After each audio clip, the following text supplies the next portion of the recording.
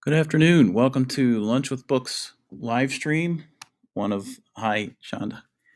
Uh, one of our two last remaining live streams that the rest of our programs will be in person, hopefully, until something else happens that we hope won't happen.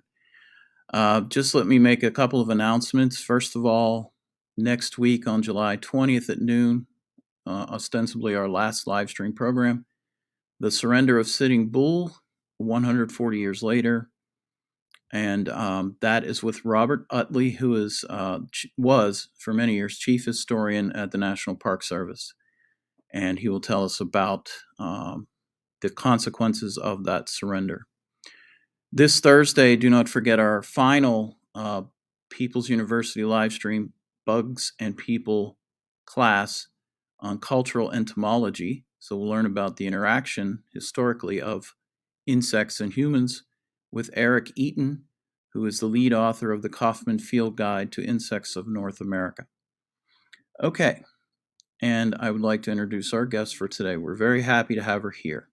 She is one of the leading physicists of her generation. Dr. Chanda Prescod-Weinstein is also one of fewer than 100 Black American women to earn a PhD from a Department of Physics. She's an assistant professor of physics and astronomy and core faculty in women's and gender studies at the University of New Hampshire, and the author of this book, The Disordered Universe, A Journey into Dark Matter, Space-Time, and Dreams Deferred. She's a columnist for New Scientist and Physics World. Her research in theoretical physics focuses on cosmology, neutron stars, and dark matter. She does research in Black feminist science, technology, and society studies. Nature magazine recognized her as one of the 10 people who has shaped science in 2020, and Essence magazine has recognized her as one of the 15 Black women who are paving the way in STEM and breaking barriers. Like I said, very happy to have her here. Here is Dr. Chanda Prescod-Weinstein.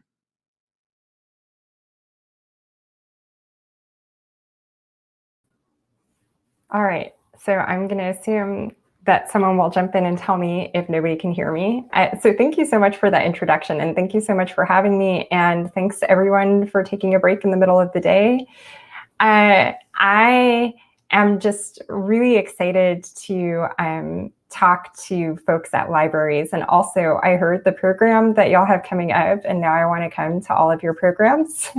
So for those of you who are regular patrons of the Ohio County Public Library, it's just so cool that you all have all the activities planned for you that you do. So today I'm going to talk to you about my book, The Disordered Cosmos, A Journey into Dark Matter, Space-Time, and Dreams Deferred. And there will be time for questions at the end. And if you're like me and like you forget things, feel free to just write your question down.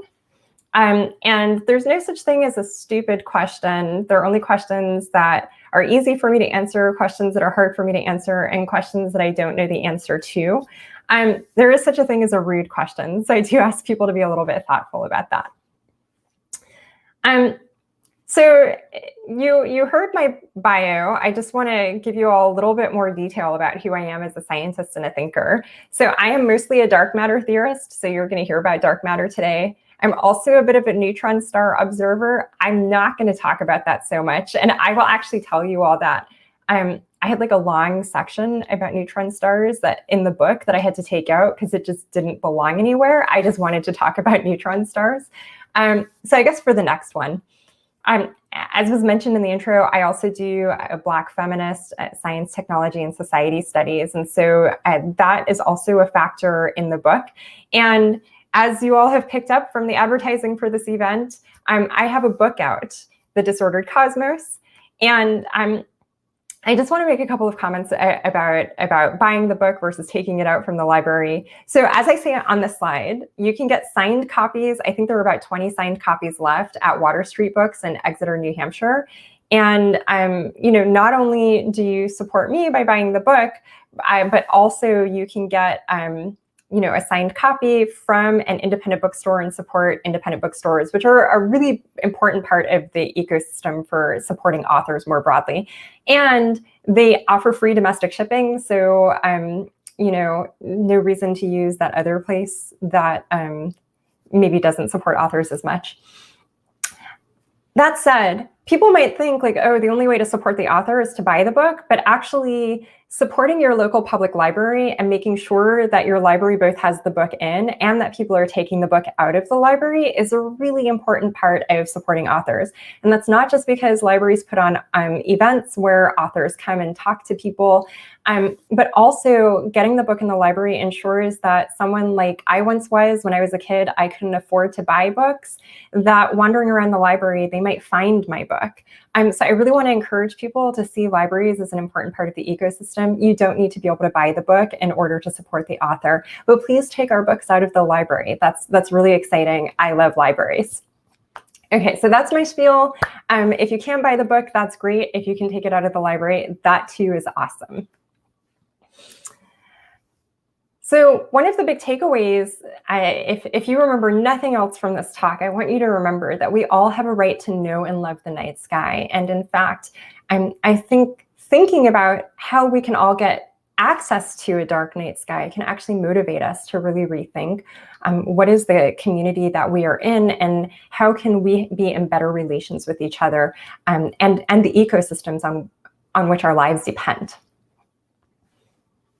So when I talk about the night sky, what does the night sky mean to us? So importantly, we as a species evolved under the night sky. So the night sky is part of, our sort of, it's almost like it's part of our DNA. And I don't mean that like we're physically connected to it, but psychologically, it's part of who we are.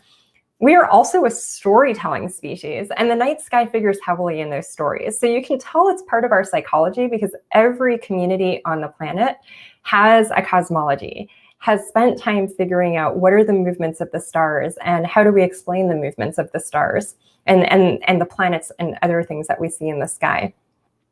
So the Black woman philosopher Sylvia Wynter, in conversation with Black feminist thinker Catherine McKittrick, pointed out that the paleontologist Juan Luis Arzuaga proposed that the human is not only a languaging being, but also a storytelling species. So when we talk about me doing work in science, technology, and society studies, this is the kind of work that we do, which is like thinking about what is the context in which science happens and how we understand our scientific statements.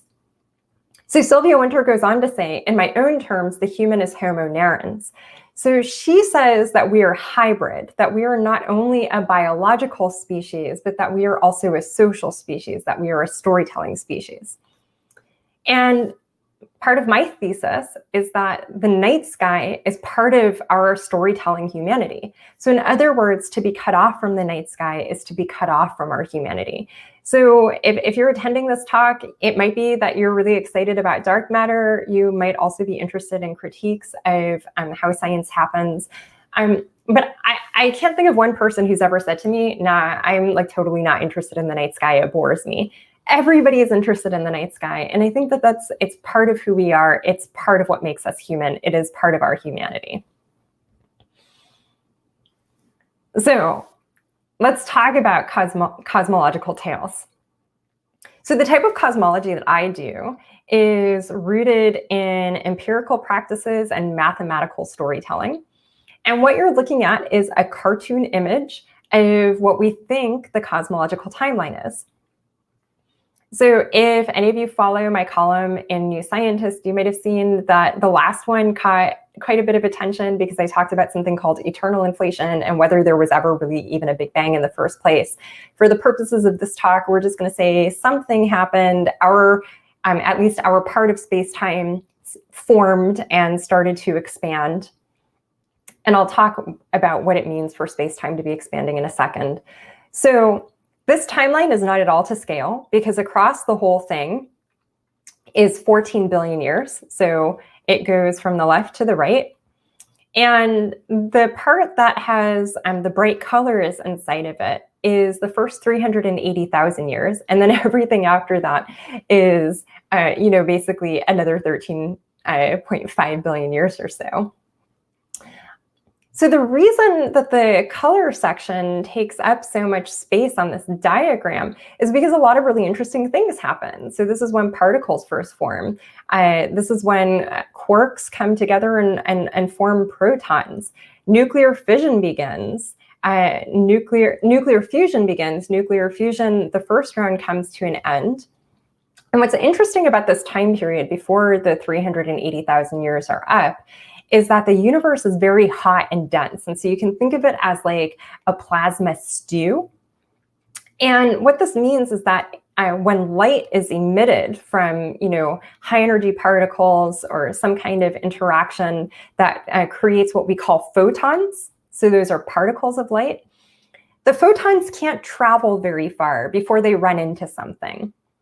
So this is another way of saying that the universe is opaque at that point. So light can't really travel very far.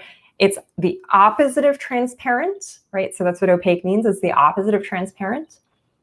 What makes this 380,000 year point special is that this is the moment where the universe becomes transparent to light. And so for the first time, light starts to travel freely through space-time. And that's why you see this yellow arrow.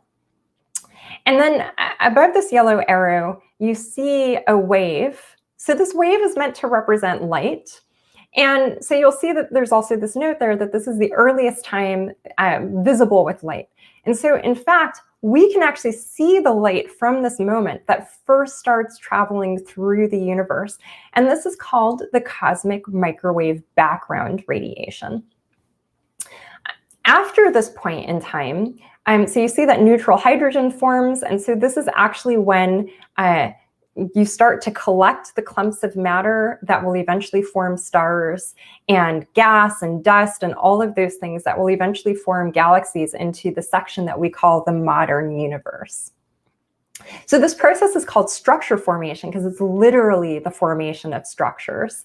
And we count as those structures. We humans are among the structures that are formed. And so one way of thinking about who we are as a species is that we're one tiny structure in the universe trying to figure out other tiny structures in the universe, like particles, and large structures in the universe, like how did galaxies form. So while all of this is happening, actually, I'm just going to back up for a second. While all of this is happening, you'll see this light wave at the top, on the top right of the diagram. It seems to be getting stretched out, right? So the distance between the crests at the top of the wave is getting longer. And this is because as all of this is happening, space-time is expanding. And so the light is experiencing what we call redshifting. So the wavelength of the light is getting redder as time goes on. So redshift is a formal technical term. And it's because as space-time expands, the light is getting stretched out with it. So you can literally think of it as like stretching out like this. You can also think of that as like a good pec minor stretch, right? So think about light stretching with your pec minor. The expanding universe, just to give you kind of an intuition for that. So people may have heard in the past, like some kind of race car analogy, like in 1929, Edwin Hubble discovered that galaxies were racing away from each other like race cars driving away. So the analogy that I prefer for this is like, let's imagine a balloon, and the balloon has these yellow dots on it, and it also has these blue squiggles. So the blue squiggles represent photons, and the yellow dots represent galaxies. So if you think about adding air to this balloon, so you're blowing up the balloon, are the yellow dots, like when you blow up the balloon, do you think of things on the balloon as running away from each other? No. You think that the balloon is expanding between the dots, right? So that's exactly what's happening in the expanding universe. So I think this is much more fantastical than the idea that the yellow dots are racing away from each other, because actually what's really happening is that space-time is growing in between them and causing them to be at further distances from each other. And so along the way also, these blue squiggles have been stretched out, and so they have different wavelengths. They have redder wavelengths. So that's the expanding universe. And this is actually Edwin Hubble is usually credited with being the first person to discover this, but it was actually something that was predicted by a Belgian priest, Lemaitre, in 1927, just 2 years before. And he used Einstein's relativity to make this prediction. So in some sense, this is a gravitational behavior in the way that Einstein's general relativity is a broad description of gravity. So there's gravity that attracts on small scales, but also on large scales, the equations tell us that you can have solutions to the equations where space-time is expanding the way that, in a very similar way to this balloon analogy. So one of the things that Einstein's equation teaches us, and I will just actually say that Einstein's equation appears in the book because I think that there's this kind of lore that we can never show equations to the public because people will freak out. But I actually think it's really important for people to get a sense of what our work actually looks like. So there is actually a detailed description of what Einstein's equation is and what all the parts are and how to read it. Part of the lesson of Einstein's equation is that matter tells space-time how to curve, and space-time tells matter how to move. So what is inside of space-time is going to determine, for example, how fast that expansion is happening. So part of what we do in cosmology is ask the question of what is the universe made of? Because if we can't answer that question, then we can't fully understand what space-time is doing. The two are questions that can't be separated from each other. So you'll notice on this pie chart that there are a few different things happening. So there's something called dark energy, which I'm not going to talk about in this talk. There is discussion of it in the book because that's actually what I spent my PhD working on. I now spend a lot of my time working on dark matter.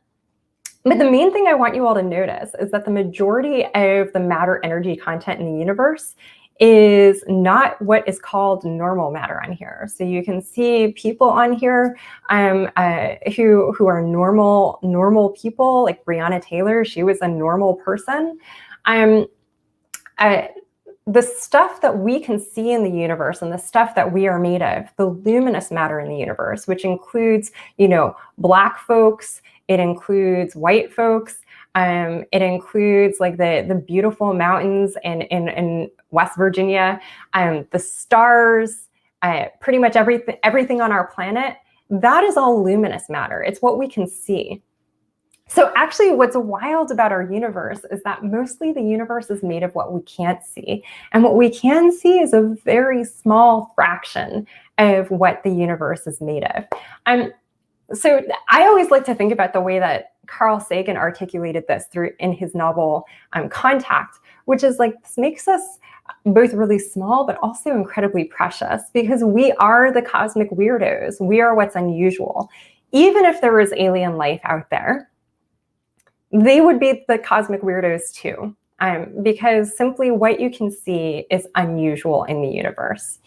So working in cosmology really requires shifting your perspective of not thinking that what is right in front of you and what seems really obvious to you is everything that there is. And in fact, what we can see is a very small fraction of what there is. Now, people like to ask, what's the connection between dark energy and dark matter? The connection is that we don't know what they are. And so scientists have had a history of calling things that they don't understand dark, whatever. So there isn't necessarily a connection between the two besides that. So here now that you all are like mini experts on the question of, what is the universe made of, and also the cosmological timeline, let's put some of those things together and look at the cosmological timeline again. So now you're looking at basically the same timeline. So we have something like 0 years, Big Bang-ish. This goes out to about 14 billion years. We have this moment at about 400,000 years where the cosmic microwave background radiation starts flowing freely through the universe. And as I mentioned before, we can actually see the cosmic microwave background radiation. So what you're looking at here is real data. This is microwave data. So the reason it's called microwave is the wavelength is actually in the microwave. It's a radio bandwidth. So it's not something that our eyes are capable of seeing, but we can build instruments that can detect it. And in fact, the CMB was first definitively discovered by people using a radio telescope, and they kept getting the signal that wouldn't go away. And that's because the cosmic microwave background, it turns out, is everywhere in the universe. And that's because it's from that moment earlier in the universe when space-time was a lot smaller. So what's interesting about this image that you're seeing, so this is from the COBE experiment. So COBE was a NASA mission. And so you might think, okay, but you were just talking to me about the light getting redder. Why are these colors? So the first thing is that this is false color, right? I just said it's in a wavelength that we can't see. So color is added to it so that we can perceive it. So what are we looking at here? Well, with every wavelength of radiation, which, by the way, when I say radiation, don't get scared. Like, it's not going to make you sick. It doesn't give you cancer. You know, the cosmic microwave background radiation existed long before Earth did, so we have literally evolved with its existence. You can always associate a wavelength of light with a temperature. And so we often talk about the cosmic microwave background, or as we like to say, the CMB, in terms of a temperature. So this temperature is about 2.7 degrees Kelvin. So it's incredibly cold. It's as cold as things can get in the universe because you can never subtract out the cosmic microwave background radiation. And there are tiny little fluctuations in the temperature. So 1 part in 10 to the 5. So if you think about a decimal with a few zeros after it, and then like one tiny little 1, that's the scale of the fluctuations. So these colors are meant to represent those small temperature fluctuations, and they're meant to help us to be able to visualize them. So you might think, okay, but like, why would we care to do that, or what's the significance? So in the 1950s and the 1960s, there were people who were working out what are the consequences of our understanding of particle physics for early universe cosmology. And one of the predictions was that there would be something like this cosmic microwave background radiation, and that it would have small temperature fluctuations in it. So these small temperature fluctuations, we think, are caused by quantum fluctuations in the very first moments that our space-time existed. And so this gives us some information maybe about the early universe. So that by itself is interesting. But the other thing is that they tell us that these tiny quantum fluctuations, like particles literally blipping in and out of existence, that there are some places where there is more particle and some places where there is less compared to the average background. And what this means is that these are places where if there's a little bit of stuff, then gravity can go to work and start attracting more stuff. And so you can think of these places as like little hills that start to collect. And then you can think of other places as voids where there's less stuff, where stuff won't collect. So we call these overdensities, where there's a little more stuff. So what makes the COBE satellite data really interesting, besides the fact that it was taking a look at the cosmic microwave background radiation, is that it was actually the first time that we had seen evidence of these little temperature fluctuations and substantive evidence for this model. So part of our task in cosmology is to figure out how we go from this moment where there are these tiny little quantum fluctuations and their imprints are left behind on the cosmic microwave background, to the moment where there's first light, which is about 400 million years from the earliest stars, from population 3 stars. So what you're looking at here is infrared data, so infrared light data from the Spitzer Space Telescope, which was also a NASA mission. And so there we're seeing the first stars that are forming. They're forming with the dark matter's involvement. We don't really necessarily know how. We also don't know when exactly dark matter formed. And somehow we have to go from this COBE image to the Spitzer image to the universe that we see today. So if you've never looked at the Hubble Deep Field, you have been missing out. So you're looking at one of the most spectacular images that human beings have ever collected of the universe, the Hubble Deep Field. And pardon me, in some sense, we're trying to understand, how do we get from COBE to the Hubble Deep Field? What are the mathematical equations that can give us a journey from point A to point B to point C? Okay, so I'm not entirely done talking about the cosmic microwave background radiation, partly because it's just a truly beautiful thing. So the COBE data is at this point, I want to say almost 30 years old. We now have much more state-of-the-art data. So this is from the Planck telescope, which was a European Space Agency mission that also had NASA involvement. And as you can see, those little temperature fluctuations are much more detailed now. So this is a stunning achievement. This is a temperature map of the entire sky. And one of the things that these images of the cosmic microwave background radiation confirm for us over and over again is the cosmological principle. So pick any spot on this map and rotate around it and look in different directions, and it will look about the same. So that's isotropy. Now pick any spot and then pick another spot, and they're basically about the same. That's homogeneity. So for about 100 years, we had believed that the universe was isotropic and homogeneous, and the cosmic microwave background radiation provides evidence for it. And the one thing, I know there's a lot of discussion over the last year or two about oh my gosh, are we spending a lot of money on these missions? So I just want to point out that NASA basically does all of this on a shoestring budget compared to what the annual federal budget is, and even compared to, say, what the Department of Defense budget is. So we can absolutely afford to do this and pay teachers a living wage and make sure that every single person has access to adequate medical care and housing and food and water. So, if you're having a moment where you're like, this is really cool, but why did we spend money on it? We don't actually have to choose between the two, which is wonderful, because we have to nourish ourselves physically, but also psychologically. And this helps us with nourishing who we are as people.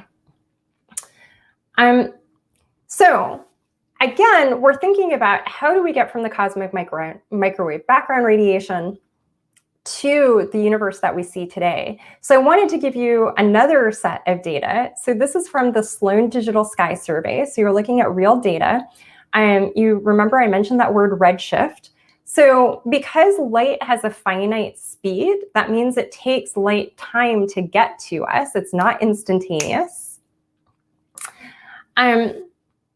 When we measure something at a particular redshift, that actually means that it's a certain distance away from us. So the redshifting of the light is actually a way of measuring distances in the universe. And so what you're seeing is that this redshift measure is a measure of the cosmic web. So what you're looking at is galaxy clusters and dust that goes between galaxies. So there's a lot happening in here. This is considered our local distant universe, but it's well outside of our Milky Way galaxy.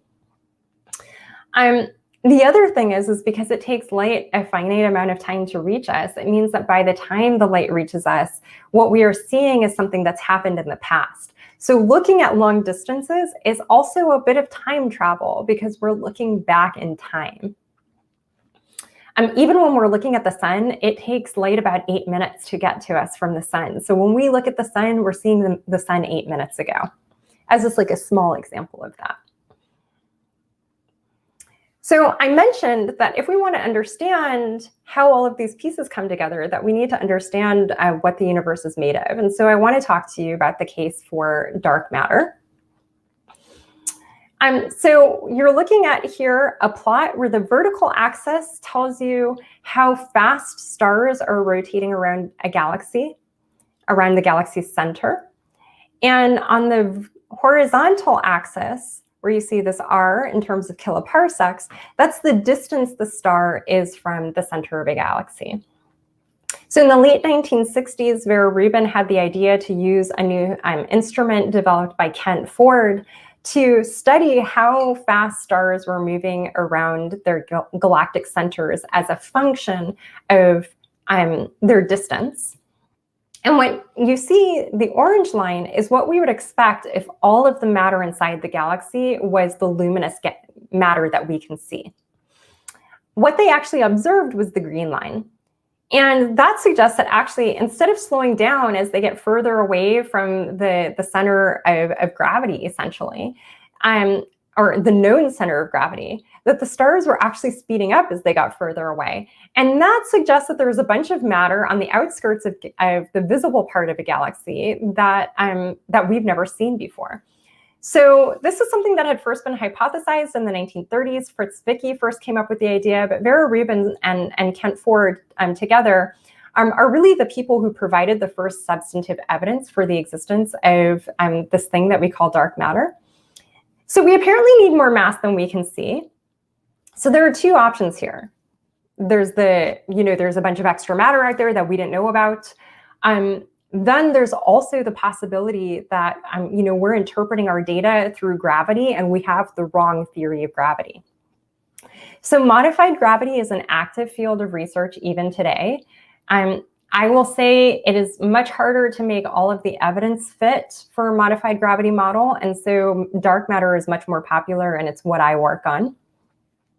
And the big thing to pay attention to here is that it seems to produce no light. If it did produce light, at least on scales where it could travel to us in amounts that we could see it, we would have seen it. We wouldn't be talking about any dark matter, right?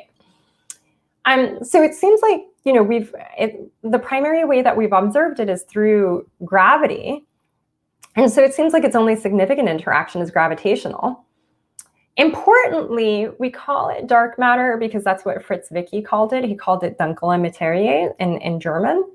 But it should actually probably be called invisible matter because, so let's just do a thought experiment. If you put your hands together and just hold them out, just pretend somebody drops some dark matter in your hands. Okay, so what happens? So you feel the weight of it because the matter in the dark matter is attracted to the earth the way that the rest of your body is through gravity. So it feels heavy. You're getting your weightlifting exercises.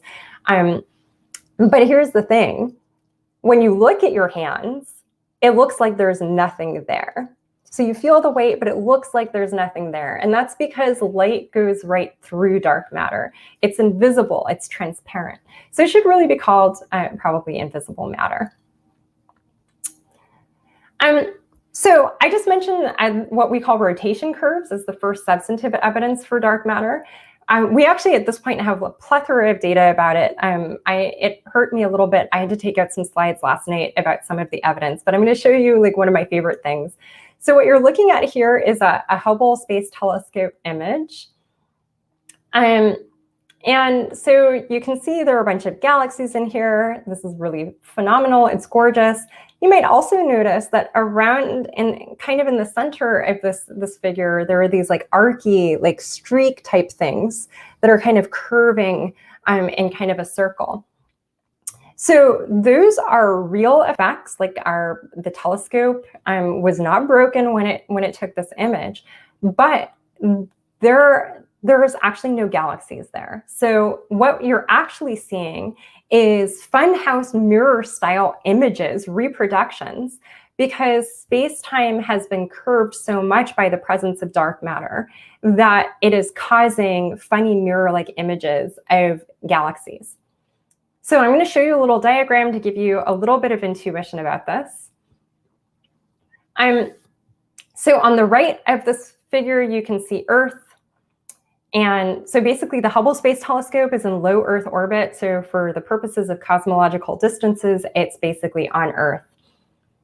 So there's some galaxy far away, and it is emitting light. So you can see these white lines, these represent light rays. In between the Earth and the galaxy, there is a galaxy cluster. And the galaxy cluster is has some luminous matter in it, but it has a lot of dark matter in it.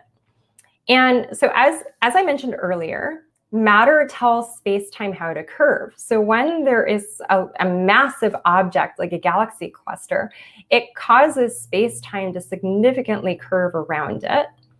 And light can only travel on space-time. So it can only follow the path that space-time gives it. The straightest possible line on space-time may in fact be what we would consider to be a curved line. And so you see these distorted orange light rays, and these are producing lensed galaxy images. So those archy shapes that you were seeing here on the previous slide, those are the orange lines. So telescope's not broken, but also those orange lines are giving us a distorted picture of what the universe is. It's very hard to explain this kind of data without including dark matter in your picture. So let's revise our understanding of what a galaxy is now. So you have something that looks like the Milky Way, and it turns out that every single galaxy lives inside what we think is a dark matter halo that's much bigger than the visible part of the galaxy. And actually, galaxies like the Milky Way have satellite galaxies, and these satellite galaxies will live in what we call subhalos. So in each of these subhalos, there is a galaxy. One of the active topics of research is, let's say I give you the mass, like how many kilograms there is of a dark matter halo.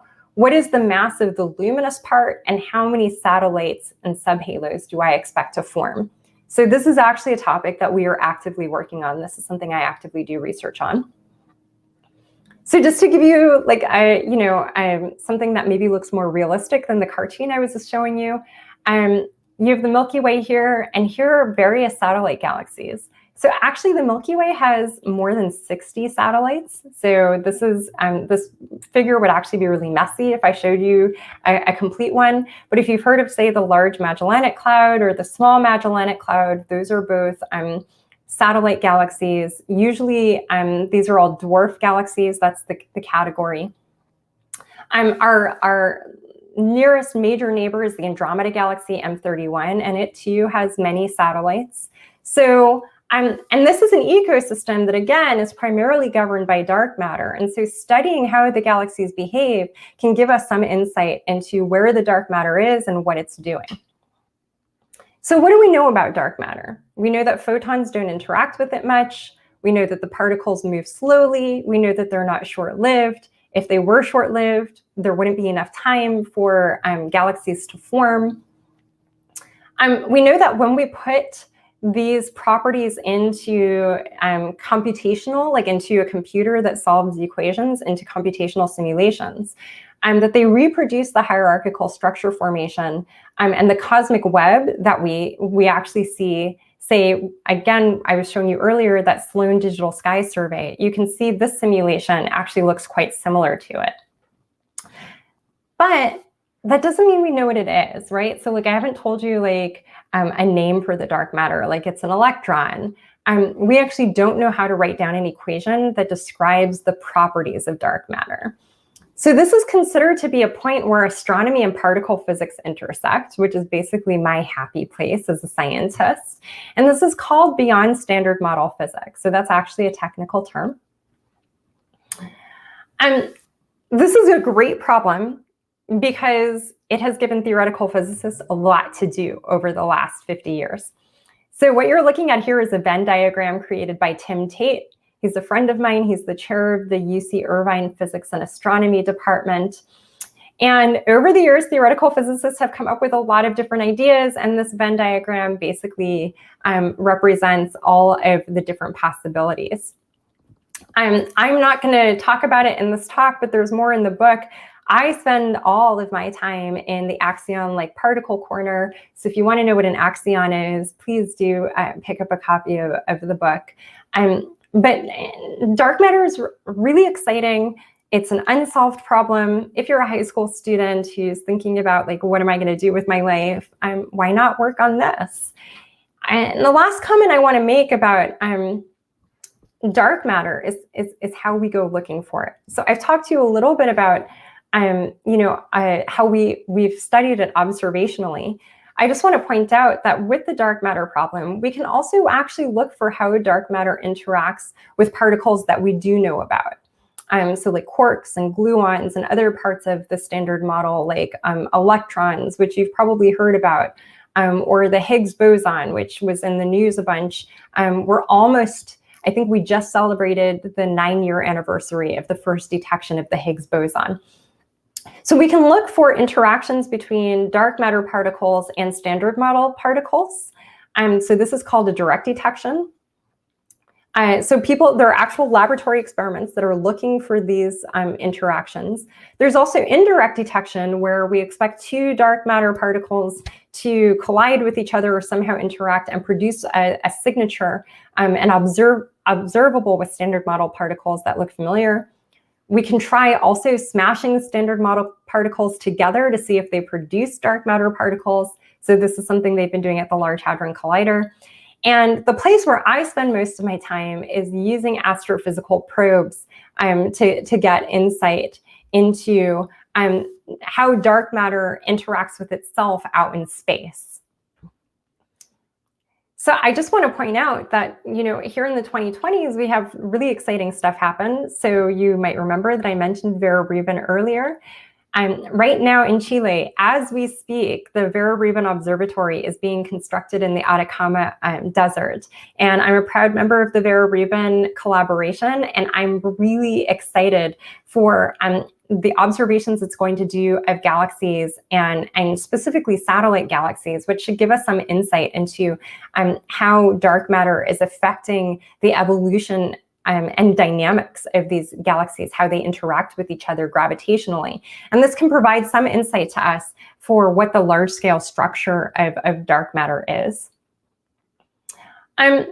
So that's the dark matter thing. It's very easy to think like science is like something that's like very detached from people. So I like to show people these photos of myself as I was going along my journey. So this photo that you see from 1989, that's probably the first ever selfie I took of myself. I was in my dorm room as a frosh at Harvard. I was 17 and clearly like a complete dork. And then along the way, you see other photos. So from 2006 and 2011, these are both photos of me at the National Society of Black Physicists. So you can see it was a place where I had fun. The 2011 photo, I had just finished my PhD, and I was actually giving a lesson to undergraduates about general relativity and black holes. In 2012, I had just started as a postdoc at MIT, and I bought my first home, which I'm from East Los Angeles, from a working class neighborhood, from a working class family. And so being able to buy a home never seemed like it was something that would be something that I could do. And we're having these very human experiences as we're going along our scientific journey. And so this is at my housewarming party in 2012. And then in 2017, here's me doing something that back in 1999, I never would have thought I would be doing, which is giving a lecture on feminist theory at Birkbeck College at the University of London.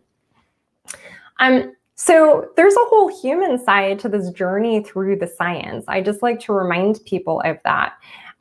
Also, importantly, it's easy for me to be looked at as a barrier breaker, as I'm someone who, I'm the first Black woman to hold a tenure track position in theoretical cosmology. And I think it's really important to situate in context that even though in some ways I'm a barrier breaker in the academy, that I actually come from a long line and a long tradition of scientific thought in Black communities, including the expertise that was required to run plantations. I think sometimes when children are taught about slavery, enslaved people are sort of discussed as if they were brainless automatons, but actually they were experts who were running the plantation. But also, going back to before slavery, that here in New England, because in Africa, inoculation was already understood in parts of Africa, that when smallpox started spreading among the colonists here in New England, their lives were saved by Onesimus, an enslaved African man who taught his owner, Increase Mather, how to inoculate against smallpox. And so, you know, when we talk about like the history of like vaccination, et cetera, in the United States, that actually in part goes back to an African man who brought expertise with him through the Middle Passage. There's also more that I could say about the slide, so I welcome questions. For example, Elmer Imes is on this slide because he really is, in some sense, a direct ancestor for intellectual ancestor for me. His dissertation research as the second African-American to earn a PhD in physics provided some of the first substantive experimental evidence for quantum mechanics. It's often, I didn't learn that as a student in physics. I learned about a lot of other people who made contributions to quantum mechanics, but his story has been lost. I will also just make a comment for the literary nerds that if anybody is familiar with the Harlem Renaissance writer Nella Larson, the author of Passing, which was also recently turned into a film, Elmer Imes and Nella Larson were married for a while. So I'm part of a long tradition of people both known, whose names we do know and names that we don't know. And I've moved in this direction of talking to you about the social because social phenomena shape science because universality and objectivity are different. So people will often say, oh, well, and there's actually, I guess, like the leader of one of the Quebecer political parties in Quebec in Canada made some comments on Twitter yesterday about how like science has nothing to do with the social. So that's a guy who could, you know, Maxime Burnham, please take some classes about this because you don't know what you're talking about. He is clearly confused about the difference between universality and objectivity. So of course, it's true. There is no gravity that like Black people or white people have special genetic insight into gravity. Like gravity is gravity. The laws of physics are true everywhere in the universe. Given the same observing conditions, we should all observe the same thing, but we are rarely given the same observing conditions, and we often bring biases to the table, which means that objective observations are actually really difficult for us. And one of the points that I want to make in my book is that power relations between us shape our ability to be objective. So if you are in a position of political power, like let's say that the laws are written to support the well-being of your group at the expense of other groups, it can be really hard for you to have good perspective on what the experiences of other groups are. That doesn't mean you can't do it, but you have to put some conscious work into that understanding.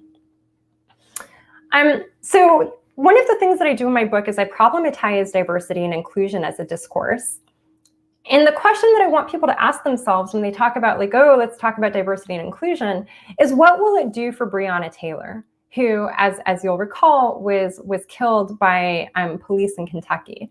The answer is it won't do anything for her. She's dead. And all the talk in the world about diversity and inclusion would not have saved her life. So we need to go past that. We need to talk about justice. We need to talk about equity, and we need to talk about what can make our community safer for all of us, and not, you know, making some people feel safe at the expense of other people's lives. When we talk about diversity and inclusion, we tend to talk about it in terms of these statistics.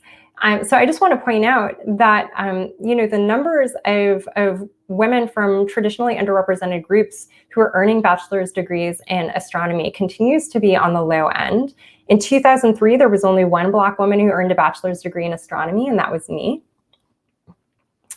And just to kind of situate these numbers in context, there are about 2,000 PhDs granted in the United States every year.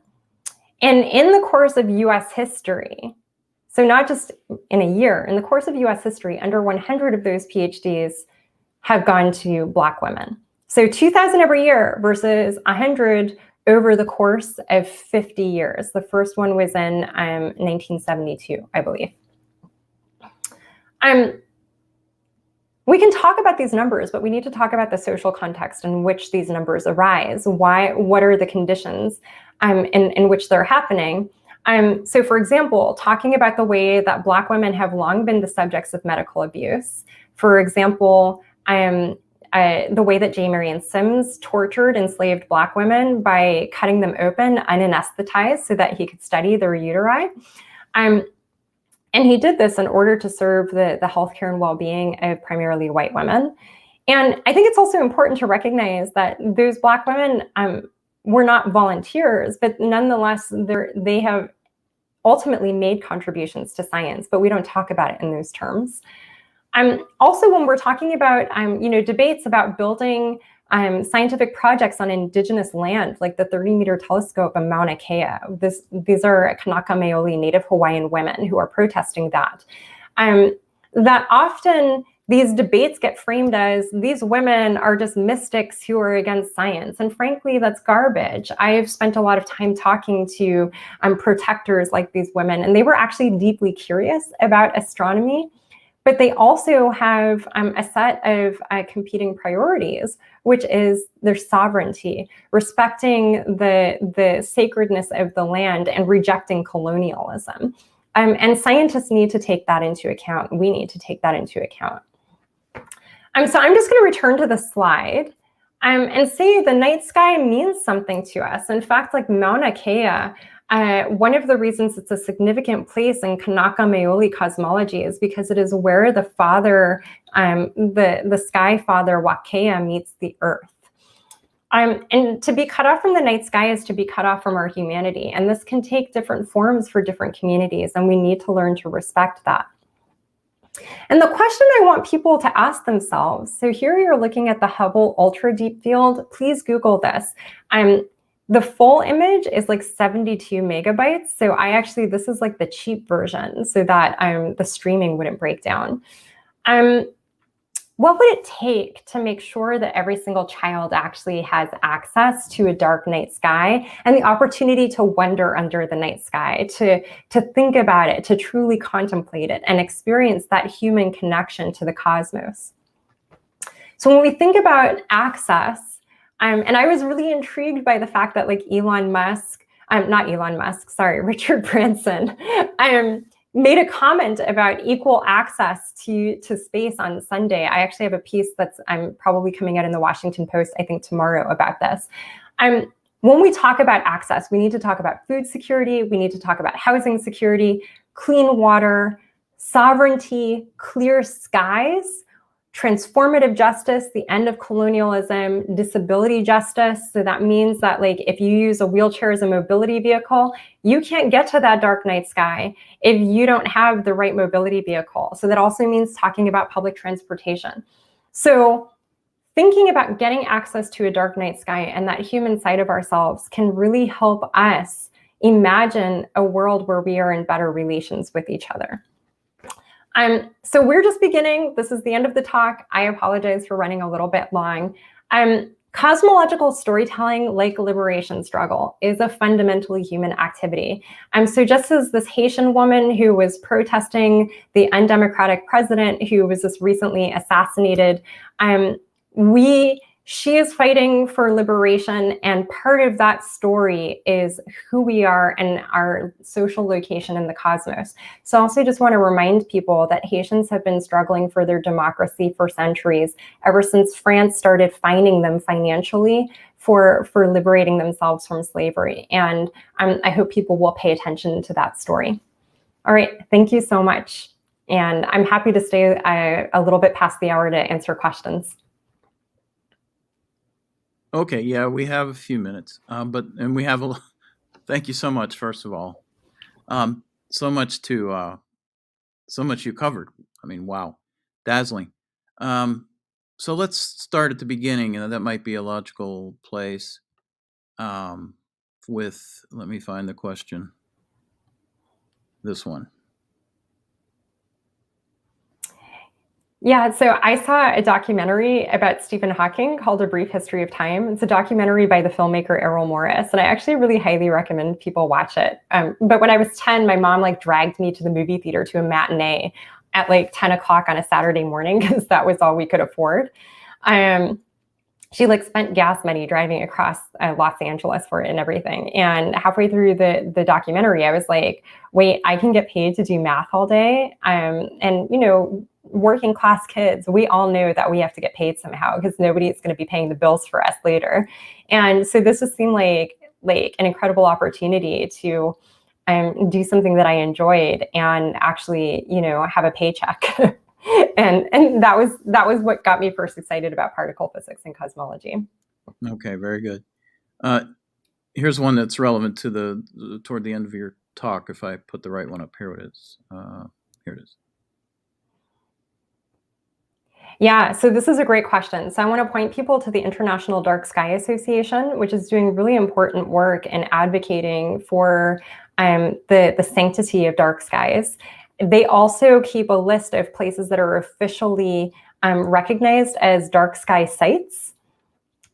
So when we talk about, for example, protecting the Bears Ears Monument and our national park land from encroachment by developers, our national parks are often some of the best places to see a dark night sky. So protecting our national parks and also protecting indigenous land more broadly is not just about protecting the ecosystem on the ground and also indigenous sovereignty, but it's also about protecting the night sky because the ecosystem isn't just on the ground, it's also in our atmosphere.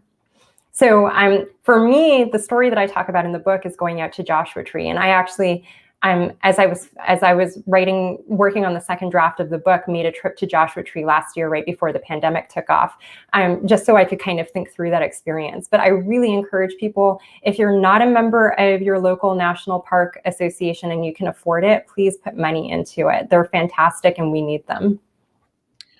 And before we go on to another audience question, I have one. And because you brought up Richard Branson and his recent excursion into space, and the sort of billionaire space race. And you mentioned earlier that what NASA does nourishes us as a people, which I agree with. But there's always been a debate about where do we spend our resources. What do you think? What are your thoughts on the billionaire space race?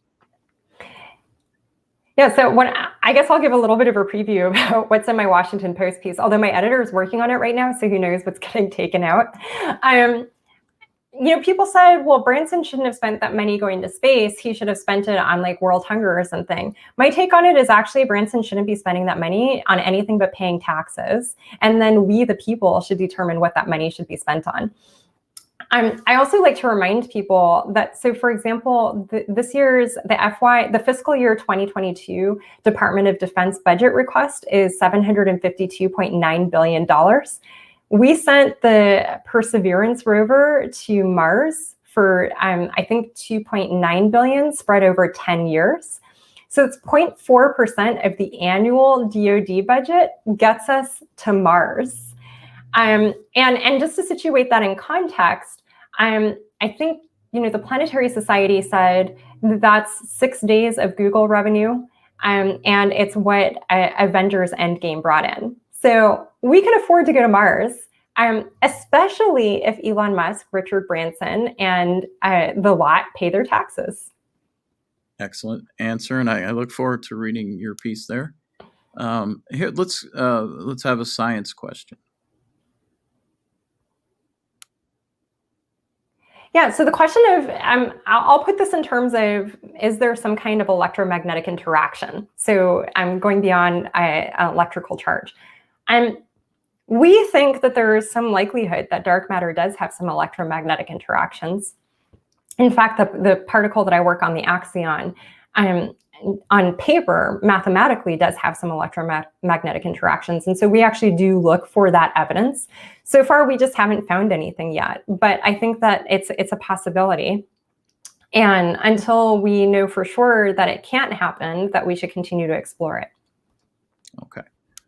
This is rather long, but I'm going to put it up so everyone can read it because it's sort of philosophy meets science.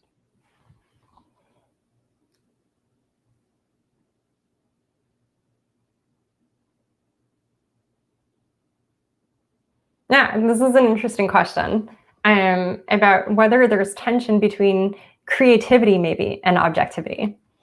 So I will just say, I'm trying to figure out, do I have it I guess I can't like grab it. I actually have a stack of books behind me on the floor that are all different books that talk about objectivity, because I think the even the definition of what like constitutes objectivity is a very interesting debate, and how we as humans approach it.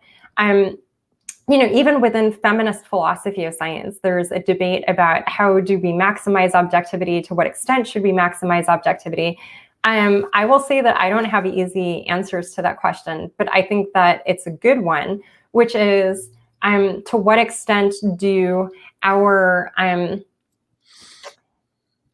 personal perspectives drive our creativity and drive us to ask interesting questions that can make contributions to science. And I think that, part of when I think about training my PhD students, right, part of what I'm training them to do is to have a very solid toolkit so that they can ask questions and then actually like basically hit the question with a hammer that they know how to use and see if anything shakes out of it. And those questions are entangled with our creativity. I think that we tend to talk to the public about science as if science is things that we do know, when in fact the actual practice of science is living at the boundary of what we don't know and trying to push that forward. And that means that we have to be very question-oriented and very comfortable with being confused. So I think that I guess maybe what I'll push that back to is just say like, the questions that we answer maybe are social in nature. And that means that we need to encourage questions and continue to ask them and be comfortable also with the discomfort of confusion. Okay, very good.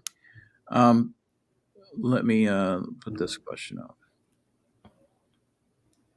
That's a big topic.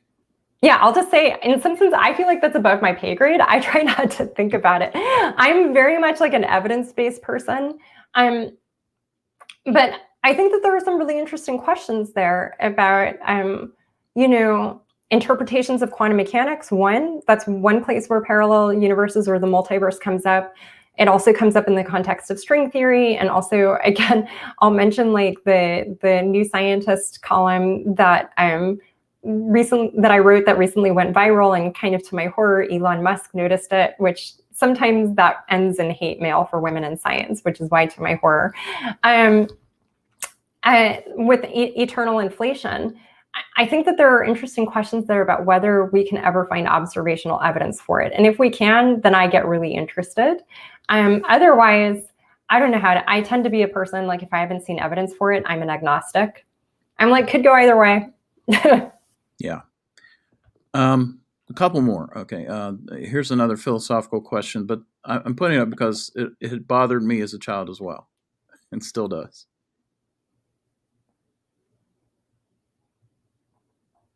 Yeah, so I would say that this is actually probably the limit of the balloon analogy, which is like in the balloon analogy, right? Stuff is sitting on top of the balloon and then there's stuff outside of it. But here we're inside of space-time. But I don't spend a lot of time on this in my book, but I'll actually suggest a book. My favorite book for thinking about this question is coincidentally by one of my PhD advisors, Lee Smolin. He has a really beautiful book called 3 Roads to Quantum Gravity, which maybe the library has and you can take out from the library. And if it doesn't, maybe Sean's gonna put in a request for a copy. But that's really like one of my favorite books for thinking about the big philosophical questions in a way that's really grounded in physics. And it's extremely Lee. So you say 3 Roads to Quantum Gravity, is that correct? Yes. Okay. Yes. He also has a more recent book out called Einstein's Unfinished Revolution about quantum mechanics, which I quite enjoyed. Okay, great. Thanks for the recommendation. We'll close with this, and I'm closing because we're running out of time. I want to keep you too long. There are other questions, and I tried to be fair and get as many as I could in, but please go look at the Facebook pages. There are a lot of nice comments as well. Thanks, guys. Very, very nice comments.